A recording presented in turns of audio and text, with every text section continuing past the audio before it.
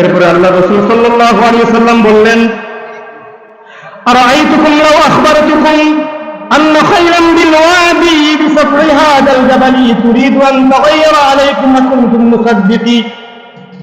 নবীজির সকল গোষ্ঠীর লোকদেরকে একত্রিত করার পরে বললেন, আমি যদি বলি ওই পাহাড়ের এক পাশে একজন শত্রু বাহিনী আছে যারা তোমাদেরকে আক্রমণ করবে, যারা তোমাদের সব কিছু লুণ্ঠন করার জন্য অপেক্ষা করতেছে, তোমাদেরকে আক্রমণ করবে, তাহলে তোমরা কি বিশ্বাস করবে নাকি? সবাই বলল, হ্যাঁ ইয়া রাসূলুল্লাহ। সবাই এক বাক্যে সমস্যারে বলল, হ্যাঁ ও মুহাম্মদ, তুমি যা বলবে সব সত্য, আমরা বিশ্বাস করব। কারণ হচ্ছে জীবনে কোনোদিন দেখি নাই আপনি মিথ্যা কথা বলতে, আপনি তো কখনো মিথ্যা কথা বলেন নাই, তাহলে আমরা আপনার কথা বলবো। তারপরে নবীজি তখন বললেন, তাহলে তোমরা জেনে রাখো আমি যে ঘোষণার কথা বলতেছি,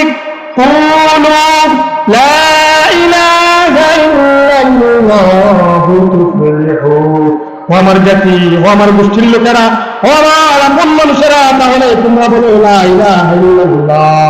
তোমরা যদি কালেমার ঘোষণা দাও তাহলে তোমরা সফল কাম হয়ে যাবে। সুবহানাল্লাহ। নবীজি বললেন, কুলু লা ইলাহা ইল্লাল্লাহ, তোমরা বলো লা ইলাহা ইল্লাল্লাহ, এক আল্লাহ ছাড়া কোনো মাবুদ নাই, আল্লাহর কোনো শরীক নাই, আল্লাহ ছাড়া কারো ইবাদত বন্দেগী করা যাবে না, তাহলে তোমরা সফল কাম হয়ে যাবে।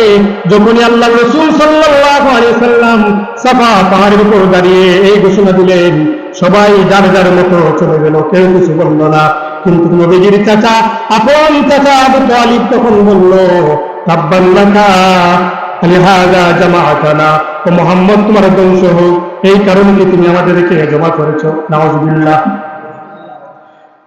আবু লাহাব বলল, মুহাম্মদ এই কারণে আমাদেরকে জমা করেছো, তোমার ধ্বংস হোক।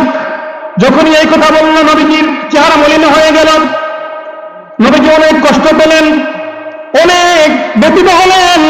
আরে আমার আপন মানুষ যখন আমাকে এইভাবে লাঞ্ছিত করতেছে, আমি যখন দিনের দাওয়াত প্রকাশ্যে দেওয়া শুরু করে দিলাম, আমার এই জাতিকে, আমার মানুষদেরকে যখন জাহান্নামের আগুন থেকে বাঁচানোর জন্য আমি উঠে পড়ে লাগলাম, আর আমার জাতি, আমার আপন চাচা আমার সাথে ব্যবহার করতেছে, নবীজির অন্তরের মধ্যে অনেক দুঃখ আসলো। আল্লাহ রাব্বুল আলামিন জানিয়ে দিলেন, ও নবী, আপনার মন খারাপ করবেন না, আপনি দুঃখ প্রকাশ করবেন না, আপনি ব্যথিত হবেন না, কারণ এই পৃথিবীর কেউ যদি আপনার সঙ্গে না থাকে, আমি আল্লাহ আপনার সঙ্গে আছি। সুতরাং আবু লাহাব বলেছে মুহাম্মদের ধ্বংস হোক, সুতরাং আপনার কিছু হবে না, আমি আল্লাহ রাব্বুল আলামিন আবু লাহাবকে ধ্বংস করে দিলাম। সুবহানাল্লাহ।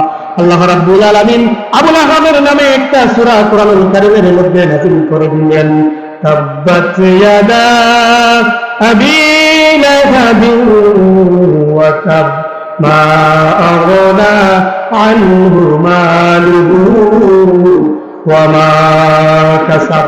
আবু লাহাব বলেছিল, তাব্বান লাকা লিহাযা জামাআতানা, হে মুহাম্মদ তোমার ধ্বংস হোক, এই কারণে কি তুমি আমাদেরকে এখানে সমবেত